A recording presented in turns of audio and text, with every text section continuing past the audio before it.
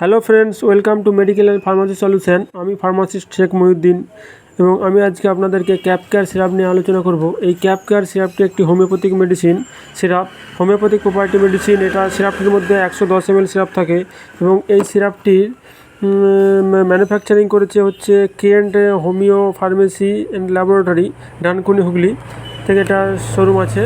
এবং এই সিরাপটির মধ্যে কম্পোজিশন আছে প্রতি 5 ml এর মধ্যে বেলেডোনা আছে এবং বায়োনিয়া অ্যান্ড হচ্ছে ipecacuanha and drosera, rotundifolia and জাস্টিকেলা, adhatoda and ocimum sanctum and senega mentha and অ্যামন মুডিটিকাম অ্যান্ড এফিড্রা ভালগারিস এবং বিভিন্ন কালার এজেন্ট আছে, ফ্লেভার প্রিজারভেটিভ দেওয়া আছে, সিরাপ এবং পিউরিফাইড ওয়াটার বা অ্যালকোহল এসব মিক্সিং করা আছে এটাতে। এবং এটা পুরোপুরি হোমিওপ্যাথি মেডিসিন এবং এই জিনিসগুলো যে আছে প্রতি 5 ml এর মধ্যে থাকে।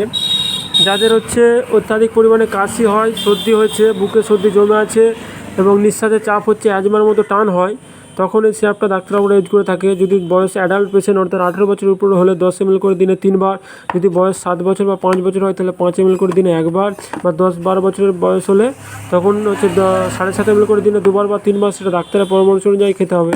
যাদের এই ধরনের সর্দি কাশি আছে তারা এই সিরাপটি ব্যবহার করতে পারেন। এবং এই সিরাপটির হচ্ছে দাম আছে ভারতীয় মুদ্রায় 70 টাকা এবং এই সিরাপটি যে কোনো ওষুধের দোকানে পেয়ে যাবেন বা অর্ডার দিলে আপনারা পেয়ে যাবেন। এটা হচ্ছে খুব সুন্দর একটি রেজাল্ট এবং এটাতে কোনো পার্শ্ব প্রতিক্রিয়া এই সিরাপটার মধ্যে নেই। এটা আপনারা ব্যবহার করে দেখতে পারেন। এটা একটা জিএমপি সার্টিফাইড কোম্পানি অর্থাৎ গুড ম্যানুফ্যাকচারিং প্র্যাকটিস এবং এই কম্পোজিশনের মধ্যে আছে প্রিজারভেটিভ এবং সিরাপ, পিউরিফাইড ওয়াটার। প্রিজারভেটিভের কাজ হচ্ছে যে জিনিসটা যাতে ভালো থাকে বা অনেক দিন পর্যন্ত নষ্ট না হয়, এবং কিছু ফ্লেভারিং এজেন্ট আছে সিরাপ বেস, যাতে ওটা জিনিসটা খেতে টেস্ট হয়। কিছু কালারিং এজেন্ট আছে এবং এর মধ্যে বিভিন্ন ধরনের হোমিওপ্যাথি মেডিসিন দিয়ে মিক্সিং করা আছে অ্যালকোহল দিয়ে।